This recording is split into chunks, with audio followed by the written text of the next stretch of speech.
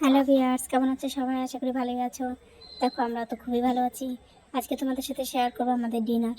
তো তোমরা তো অনেকেই জানো যে আমি লুচি পরোটা আমরা একটু বেশি খেতে পছন্দ করি। অ্যাকচুয়ালি আমি এখন আমার দুই মেয়েও খুব পছন্দ করে। তবে পরোটা লুচি খেতে পছন্দ কম করে, ও পরোটাটা বেশি পছন্দ করে। আর আমাদের লুচি পরোটা হলে একটা মিষ্টি আইটেম তো থাকে আমার জন্য বিশেষ করে। আর আমার দুই মেয়ের বিশেষ করে এই ছোলা বাটোরা খুব, মানে ওরা ভীষণ পছন্দ করে, চিকেনের থেকেও এটা বেশি পছন্দ করে।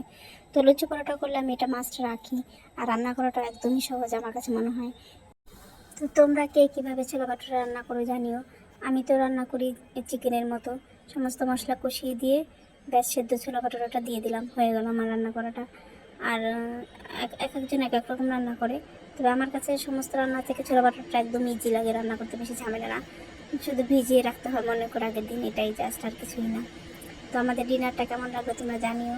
আর তোমাদের কার কার পছন্দ এই ছোলা বাটোরা, লুচি পরোটা, জানিও। অনেকে আবার বেগুন ভাজা, আলু ভাজা বা ছোলার ডাল দিয়ে খেতে পছন্দ করে লুচিটা পরোটাটা। আমি আবার সেটা খেতে পারি না। আমার মনে হয় এই তরকারিটাই বেস্ট লাগে আমার কাছে।